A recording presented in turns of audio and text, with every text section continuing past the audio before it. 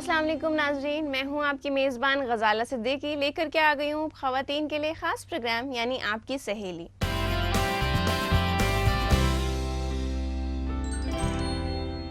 हर रोज़ हम लेकर के आते हैं मुख्तलिफ मौजू और देते हैं आपको बहुत सारी जानकारियाँ। आज हम लेकर के आ गए हैं अपने स्टूडियो में फ़ैशन एक्सपर्ट को, जो कि आपको देंगे छोटी छोटी टिप्स जिसे अपना कर आप देख सकती हैं फैशनेबल और कॉन्फिडेंट। साथ ही हम आपको अपने नेक्स्ट सेगमेंट में मिलवाएंगे वुमेन अचीवर्स से, जिन्होंने अपने हौसलों से भरी है उड़ान। आइए देखते हैं आज के प्रोग्राम की एक छोटी सी झलक।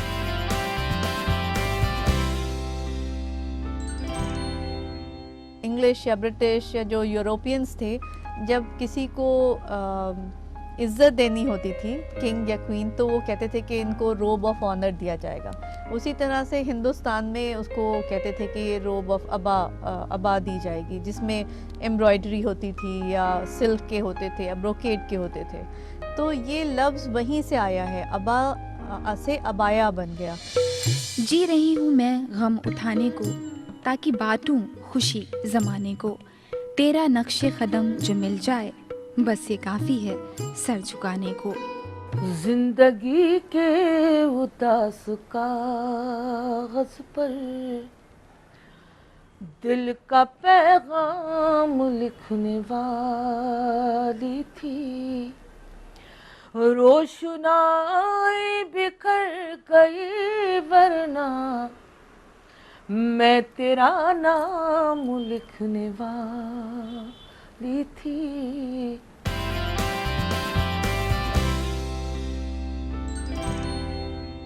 तो नाज़रीन, आइए आगाज़ करते हैं आज के प्रोग्राम का पहले सेगमेंट के साथ, जिसमें हम बात करने वाले हैं अबाया के बारे में। और इस बारे में बेहद ज़रूरी जानकारी देने के लिए हमारे स्टूडियो में मौजूद हैं फ़ैशन एक्सपर्ट आसमा हुसैन जी। आइए चलते हैं उनके जानिब। आपका हमारे प्रोग्राम में तहे दिल से इस्तकबाल है। Thank you. तो जैसे कि हम जानते हैं, आज हम अबाया के बारे में बात करने वाले हैं। तो अबाया यूँ तो नया टायर नहीं है, इस बारे में सारी ख़वातीन जानती हैं।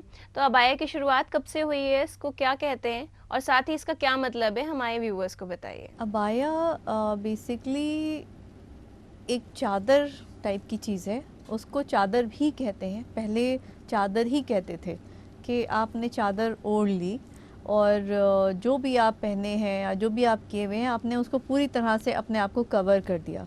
तो अबाया जो है वो कोई सिर्फ फ़ीमेल के लिए अटायर नहीं है। जो मुग़ल पीरियड में आपने देखा हो, जो सेंट्रल एशिया में जो किंग्स और उस ज़माने के जो आदमी भी पहनते थे, उसको अबा कहते थे। वो एक लॉन्ग रोब होता है जो बिल्कुल एंकल तक जाता है, ढीला होता है, उसकी स्लीव्स भी ढीली होती हैं, तो वो आप ऊपर से पहन लेते हैं। या उसको कहेंगे रोब ऑफ ऑनर। जो इंग्लिश या ब्रिटिश या जो यूरोपियंस थे, जब किसी को इज़्ज़त देनी होती थी, किंग या क्वीन, तो वो कहते थे कि इनको रोब ऑफ ऑनर दिया जाएगा। उसी तरह से हिंदुस्तान में उसको कहते थे कि ये रोब ऑफ अबा दी जाएगी, जिसमें एम्ब्रॉयडरी होती थी या सिल्क के होते थे या ब्रोकेड के होते थे। तो ये लफ्ज़ वहीं से आया है, अबा से अबाया बन गया। और अब उसको उसका जो यूसेज है वो फ़र्क हो गया, क्योंकि अब आम तौर पे तो कोई अबा नहीं पहनता है, एक्सेप्ट फॉर मेल्स में जो मौलाना हैं या रिलीजियस लीडर्स हैं, वही अबाया पहनते हैं या अबा पहनते हैं, जो लंबी सी काले रंग की होती है। लेकिन फ़ीमेल कंटेक्स्ट में ये पर्दा करने का एक गारमेंट हो गया। जो लोग पर्दा करते हैं, वो जो ऊपर से ड्रेप करते हैं जिस गारमेंट को, उसको अबाया कहते हैं। तो एक तरह से ये मिडल ईस्ट से फिर ट्रैवल हुआ है, ज़्यादातर सऊदी अरब से। जब वो 80s में लोग हिंदुस्तान से ज़्यादा जाने लगे, एशियन कंट्री से मिडल ईस्ट जाने लगे जॉब्स के लिए, नौकरियां करने के लिए, तो वहाँ पे जब गए तो वहाँ के जो ट्रेडिशंस थे उनको फॉलो करना पड़ा, क्योंकि वहाँ स्ट्रिक्टली पर्दा है। तो आप चाहे यहाँ पर्दा करते हो या ना करते हो, वहाँ जाके आपको स्कार्फ भी पहनना है, अबाया भी पहनना है। आप पब्लिक में नहीं जा सकते, अपने घर में आप कुछ भी करिए, लेकिन आप पब्लिक में बग़ैर उसके बाहर नहीं निकल सकते। तो वहाँ से ये ट्रैवल होके हिंदुस्तान, पाकिस्तान, बांग्लादेश, श्रीलंका, हर जगह पे फैल गया ये लफ्ज़। तो ये अबाया जो है वो बेसिकली पर्दा करने के लिए एक तरह का गारमेंट है। अगर हम मौजूदा हालात की बात करें तो आज के दौर में अबाया का इस्तेमाल किस तरह से हो रहा है?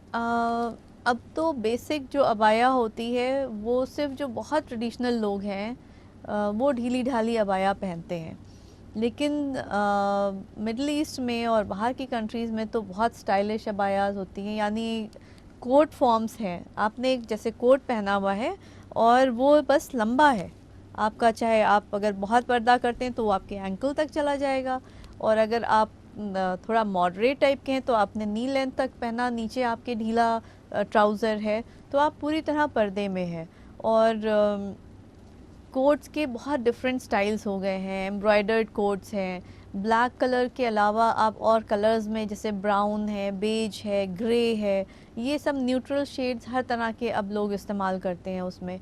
और अबाया बड़ी शेप्ड हो गई हैं। अगर आप सऊदी अरेबिया या दुबई जाइए तो आपको पूरे पूरे स्टोर्स हैं जो डिज़ाइनर अबाया कहलाती हैं, जिसमें आपको वेल टेलर्ड जैसे जैकेट्स होती हैं, आपको बिल्कुल टेपर्ड लॉन्ग कोट की तरह से या गाउन फॉर्म में अबाया मिलेंगी कि आप पार्टी में अबाया पहनेंगी या आप डे टू डे अबाया पहन रही हैं, उसके हिसाब से आपकी स्टाइलिंग अबाया की चेंज हो गई है।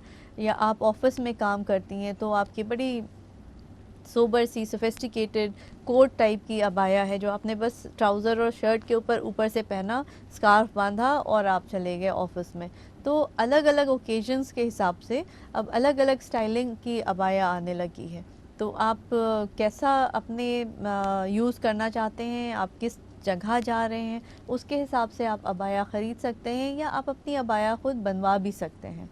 तो जैसे कि आपने बताया कि अबाया हम बनवा भी सकते हैं, अलग डिज़ाइन भी करा सकते हैं, तो किस तरह की तब्दीलियां ला सकते हैं हम अबाया में? पर्दे वाला गारमेंट है, उसमें आप किसी तरह से भी नहीं कह सकते कि आप पर्दे में नहीं हैं। उसी तरह से अबाया, ये कोट है जिसको आपने ऊपर से पहन लिया तो आप पूरी तरह से पर्दे में हैं।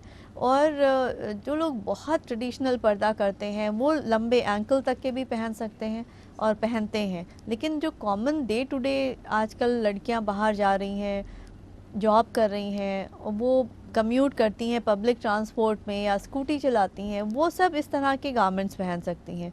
और ये थोड़ा सा पार्टीश लुक दे रहा है, ये इवनिंग्स के लिए है। अगर आप किसी गैदरिंग में जा रहे हैं तो आपने हल्का सा उस पर एम्ब्रॉयडरी है, और ऐसी एम्ब्रॉयडरी नहीं है जो बहुत ज़्यादा चमकती हुई हो, थ्रेड एम्ब्रॉयडरी है, black on black tone embroidery है। तो आप पर्दे के साथ साथ अपना एक बहुत ही स्मार्ट सा लुक दे सकते हैं। और इसी तरह के बहुत सारे आप अलग अलग बना सकते हैं। और आपको ये कॉन्शियस होने की ज़रूरत नहीं है कि क्योंकि हम पर्दा करते हैं तो हम बाहर कैसे जाएं, हम पार्टीज़ में बिल्कुल अच्छे नहीं लगते हैं, या हम कैसे अपने आप को अच्छा भी दिखें भी अच्छे, और हमको स्मार्ट फील भी, कॉन्फिडेंस भी हो। क्योंकि अक्सर ऐसा होता है कि जब आप अच्छे नहीं लग रहे तो आपको कभी कभी कॉन्फिडेंस की कमी आ जाती है, तो वो चीज़ करने की ज़रूरत नहीं है। और मुझे लगता है कि अगर इस तरह के गारमेंट्स और आएंगे तो जो यंग लड़कियां हैं और पर्दा करने का उनको थोड़ा बहुत भी इंक्लिनेशन है वो और बढ़ जाएगा। अगर उन्हें लगता है कि हम बहुत सारे स्टाइलिश कपड़े पहन सकते हैं और फिर भी हम पर्दे में रहेंगे, तो वो और ज़्यादा नंबर में लोग पर्दा करने लगेंगे। यानी अबाया में हम किस तरह की तब्दीलियां ला सकते हैं और किस तरह से उसका लुक अलग कर सकते हैं, इस बारे में आपने हमें बताया। इसी के साथ नाजरीन, वक्त हो गया है मुख्तसर से वक्फे का। अगर आपके भी कोई सवाल हैं और आप हमारी एक्सपर्ट से जानना चाहती हैं तो लिख भेजिए अपना सवाल हमारी ईमेल आईडी पे। हमारा ईमेल आईडी है aks@etv.co.in। और इसके बाद हम बहुत सारी जानकारी हासिल करेंगे आसमा हुसैन साहिबा से। तो नाजरीन, कहीं जाइएगा मत, बने रहिए हमारे साथ, देखते रहिए प्रोग्राम आपकी सहेली।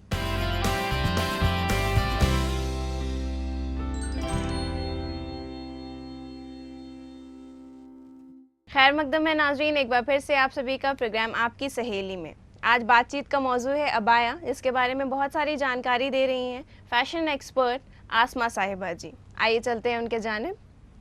मैम, अबाया में किस तरह से हम चेंजेस ला सकते हैं कि हम अपने ट्रेंड को भी फॉलो करें और ट्रेंडी भी लगे? तो किस जगह पे पहन, सबसे बड़ी इम्पॉर्टेंट चीज़ है कि एक तो आपके डे टू डे रोज़मर्रा का गारमेंट हो गया, वो आपका सिंपल प्लेन भी हो सकता है। लेकिन आपने फिर अलग अलग ओकेजन के, आप कॉलेज गोइंग है तो आप कॉलेज जा रही हैं, रोज़ आपको कॉलेज जाना है, आप नीचे जीन्स पहन सकते हैं, उसके ऊपर एक लॉन्ग कोट बना सकते हैं और अच्छे से स्कार्फ बना सकते हैं, तो आप स्मार्टली ड्रेस्ड अप रहेंगे। नीचे आप सॉक्स और शूज़ पहन लीजिए, आपके पैर बिल्कुल ढके रहते हैं। और अगर आप ग्लव्स पहनती हैं, स्कूटी चलाती हैं, तो आपके हाथ भी ढक गए। लेकिन फुल स्लीव्स का आपने कोट बनाया जो आपके बिलो नी लेंथ है, और उसके स्टाइल्स चेंज कर दिए, कलर कॉम्बिनेशन चेंज कर दिए, फैब्रिक चेंज कर दिया, तो आप रोज़ाना बहुत ही स्मार्टली ड्रेस्ड होके कॉलेज जा सकते हैं। या आप अगर ऑफिस में काम कर रहे हैं तो आप उस तरह के कलर कॉम्बिनेशंस यूज़ करिए। न्यूट्रल्स हैं, ऑफ वाइट है, बेज है, आप प्रिंट्स भी यूज़ कर सकते हैं। प्रिंट्स के अगर आपने प्रिंटेड जैकेट पहनी है तो आप उसके साथ प्लेन स्कार्फ पहनिए, या अगर आपने प्लेन जैकेट पहनी तो आप प्रिंटेड स्कार्फ ले लीजिए। तो इस तरह से आप अलग अलग स्टाइल कर सकते हैं। फिर आपका और ओकेजन्स हैं, आप शादी में जा रहे हैं या किसी के घर डिनर पे जा रहे हैं, या आप ऐसी जगह पे होंगे जहाँ बहुत पब्लिक होगी, लेकिन वो कोई गैदरिंग है, कोई पॉलिटिकल गैदरिंग है या कोई थिएटर गैदरिंग है, आप आर्ट से रिलेटेड हैं, तो आप आर्ट पेंटिंग्स के एग्जिबिशंस में जा रहे हैं, तो आप अच्छी तरह से तैयार हो के जाएं। उसके लिए आप अच्छे फैब्रिक्स यूज़ करें, जैसे हैंडलूम सिल्क है या एम्ब्रॉयड्रीज़ हैं, अलग अलग तरह की एम्ब्रॉयड्रीज़ आप करा सकते हैं। चिकन एम्ब्रॉयड्री करा सकते हैं अपने कोट के ऊपर, जैकेट के ऊपर। और आप उसके ऊपर अगर इवनिंग वेयर है और शादी है तो आप जरदोज़ी करा सकते हैं। वैसे ही आप स्कार्फ पे मैचिंग करवा सकते हैं, या आप स्टोन्स के ब्रोचेस वगैरह पहन सकते हैं। तो डिपेंड करता है कि आप किस ओकेजन पे जा रहे हैं। और बहुत स्टाइलिंग, अनगिनत स्टाइलिंग है। आप जब शुरू करेंगे अपने आप को एक्सपेरिमेंट करना क्रिएटिव होके, तो आपको लगेगा कि आप कितनी तरह से एक ही चीज़ को इस्तेमाल कर सकते हैं।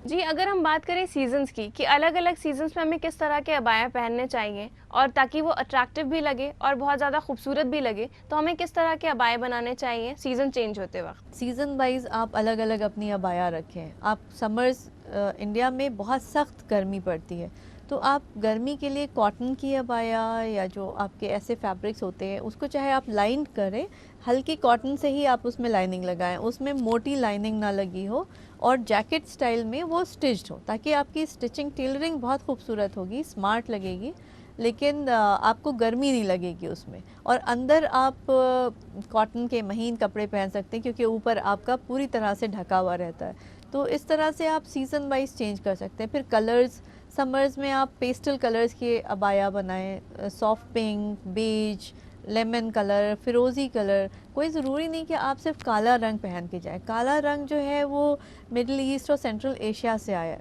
जहाँ पे बहुत अच्छी खासी ठंडक पड़ती है। चाहे आप ईरान को देखें, या इराक़ का नॉर्दर्न पार्ट है, या टर्की है, ये सारे इलाके जो है वहाँ पे वेदर बहुत अच्छा होता है। तो वहाँ पे आप जब काला रंग पहनते हैं तो इतना कोई फ़र्क नहीं पड़ता। लेकिन हिंदुस्तान में या आप डेज़र्ट में अगर काला पहनते हैं तो आप हीट एब्ज़ॉर्ब करता है ब्लैक कलर, और वो आपको और गर्म करता है। तो बजाय उसके आप वाइट पहने या ऑफ वाइट पहने, बेज कलर ले लें, पेस्टल कलर्स यूज़ करें।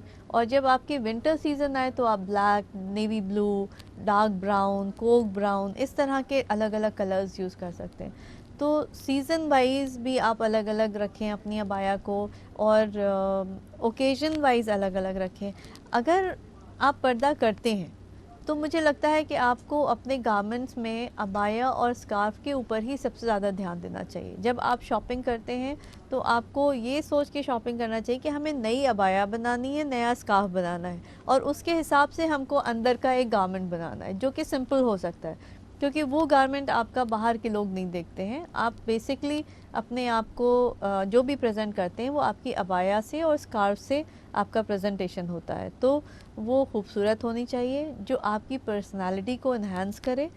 आपकी जैसी पर्सनालिटी है, अगर आप बहुत वाइवेशियस, बबली, हंसने बोलने वाले इंसान हैं तो उसके कलर कॉम्बिनेशंस वैसे ही होना चाहिए, ब्राइट आपका होना चाहिए। अगर आप सोबर हैं, सीरियस टाइप के हैं, तो आप sophisticated, pastel colours, soft colours, sophisticated अपने गारमेंट्स बना सकते हैं जो आपकी पर्सनालिटी को उभारता है।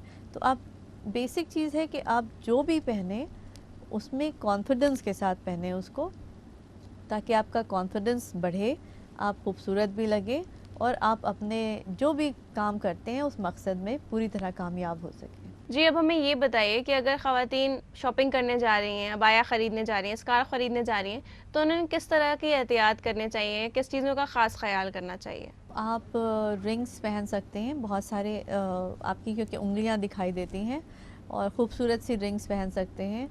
और आप ब्रेसलेट्स पहन सकते हैं क्योंकि आप कुछ भी आपकी कलाई में वो आपका दिखाई देता है। और उसके अलावा अगर आपको बहुत शौक़ है और आप किसी ओकेज़न पे जा रहे हैं, तो अगर आपने प्लेन अबाया पहनी है तो आप उस अबाया को एसेसराइज़ कर सकते हैं नेक पीसेस से। अगर आपके नेक पीसेस बड़े से हैं, लंबे हैं, और आप किसी शादी में जा रहे हैं या किसी ऐसे ओकेज़न में जा रहे हैं जहाँ आप स्टाइल स्टेटमेंट बनाना चाहते हैं, तो आपके बड़े बड़े से पन्ना पहन रखा है, आपने रूबी पहन रखा है और आपकी ब्लैक अबाया है, वो उसके ऊपर बहुत खूबसूरत तरह से दिखाई देगा। और आप उसको अबाया के ऊपर से पहने।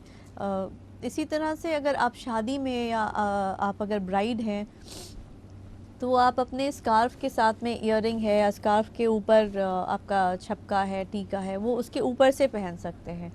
तो ये सारी एक्सेसरीज़ आप बहुत आराम से पहन सकते हैं। और साथ में आपकी जो शूज़ हैं वो आपके एक्सेसरीज़ में आ सकते हैं। आपके हाथ में जो बैग है उसमें आप ब्लिंग यूज़ कर सकते हैं, या आप उसमें और क्रिएटिव हो सकते हैं। तो ज्वेलरी में कोई भी ऐसी चीज़ नहीं है जो आप ना पहन पाएँ। सबसे ज़्यादा आपके कान ही नहीं दिखते हैं, उसके अलावा आपका नेक पीस है, ब्रोशेस हैं, और आपकी ब्रेसलेट है, रिंग है, ये आप इसके ऊपर अपना फोकस रख सकते हैं। नेक पीसेस भी अगर आपने छोटा स्कार्फ पहना है और प्लेन अबाया पहनी है, तो आप उस अबाया के ऊपर बहुत तरह के नेक पीसेस पहन सकते हैं। तो इट डिपेंड्स कि आपको कितना शौक़ है ज्वेलरी का और आप कहाँ जा रहे हैं। अब आप डे टू डे उसमें तो आप नेक पीस या इतने बड़े बड़े नहीं पहन सकते, लेकिन जब कोई ओकेज़न है या शादी है तो आप ज़रूर उस तरह की स्टाइलिंग यूज़ कर सकते हैं। कभी आपने एम्ब्रॉयडर्ड अबाया पहनी, तो कभी आपने कोई अच्छा सा नेक पीस पे पहन लिया, तो उससे आपका जो लुक है वो हमेशा चेंज होता रहेगा। आप एक ही तरह की चीज़ें नहीं करेंगे, आप अलग अलग तरह के उसमें वेरिएशंस कर सकते हैं। आपने हमें अबाया से रिलेटेड बहुत सारी जानकारी दी और क्या कुछ उसमें ऐड करके उसे खूबसूरत बना सकते हैं, उसके लिए आपका शुक्रिया।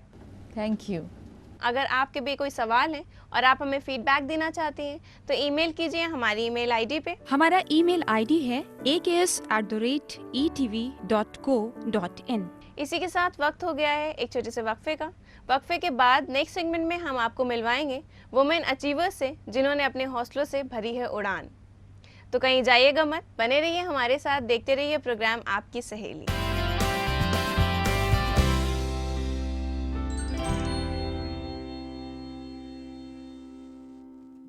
खैर मकदम है नाजरीन, एक बार फिर से आप सभी का प्रोग्राम आपकी सहेली में ले चल रहे हैं। अब हम आपको नेक्स्ट सेगमेंट में, जहां पे हम आपको मिलवाएंगे एक ऐसी पर्सनालिटी से जिन्होंने एक मकाम हासिल किया है, और वो है मशहूर शायरा अंजुम रहबर।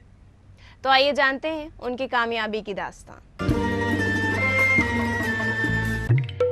जी रही हूँ मैं गम उठाने को, ताकि बांटूं खुशी ज़माने को। तेरा नक्शे कदम जो मिल जाए, बस ये काफ़ी है सर झुकाने को। आज हम आपके लिए लेकर हाजिर हुए हैं एक नए हौसले, एक नई परवाज़ को लेकर। आज के सेगमेंट हौसलों की उड़ान में। वैसे तो ये शख्सियत किसी तारुफ की मोहताज नहीं, क्योंकि इनके अशार और इनका कलाम इनकी मकबूलियत को बयां करने के लिए काफ़ी है। मिलना था इत्तफाक, बिछड़ना नसीब था। मिलना था इत्तफाक, बिछड़ना नसीब था। वो इतनी दूर हो गया जितना करीब था। वो इतनी दूर हो गया जितना करीब था। ये गज़ल मेरी 25 साल पुरानी, लेकिन आज इस गज़ल को मेरी ज़िंदगी में बिल्कुल आज मुझे सच्ची साबित होती है। ऐसा लगता है कि नहीं, ये मैंने गज़ल अभी लिखी। 12-13 बरस की नन्ही सी उम्र में कहा गया ये पहला शेर तो बस सफ़र का आगाज़ भर था। उनका अंदाज़े बयां और अल्फाज की सादगी ही उनकी पहचान बन गई। इत्तेफाक से एक हरदा का मुशायरा 1977 में मेरे वालिद साहब का दावतनामा आया। उन्होंने कहा कि अंजुम को भी लेके आना साथ में। मेरे वालिद साहब मुझे लेकर गए और उन्होंने उनकी लिखी हुई एक गज़ल, वो गज़ल की शेर मुझे आज भी याद है क्योंकि मेरी कामयाबी का वो एक हिस्सा है। और आज भी मैं अक्सर उस गज़ल को गुनगुनाया करती हूँ। मैं गुनगुना तो नहीं पाऊँगी लेकिन मैं उसका मतलब आपको सुना सकती हूँ कि बर्क़ पे बर्क़ गिरा आसमां तकता क्या है, बर्क़ पे बर्क़ गिरा आसमां तकता क्या है, आशियाँ और बना लेंगे समझता क्या है। ये शेर मेरे दिलो दिमाग में, मेरी ज़िंदगी में शामिल हो गया कि छीन ले बढ़ के चमन वालों से खुशियाँ अपनी, तेरा हक भी है बहारों से झिझकता क्या है। यहाँ से मैं शुरुआत मेरी हुई। माँ से नज़र बचा कर खिड़की से झांकती है, माँ से नज़र बचा कर बेचैन हो रही है, क्यों घर की छत पे जाकर बेचैन हो रही है, क्यों घर की छत पे जाकर क्या ढूंढती है जाने, क्या चीज खो गई है। एक सांवली सी लड़की, एक बावली सी लड़की। जी हाँ, अब तो आप समझ ही गए होंगे हम बात कर रहे हैं शेर व सुखन की मशहूर और मारूफ शख्सियत अंजुम रहबर की। दो दिलों को जुदा कर गई एक परदेस की नौकरी, दो दिलों को जुदा कर गई एक परदेस की नौकरी, वो भी पागल उधर हो गया, मैं भी पागल इधर हो गई।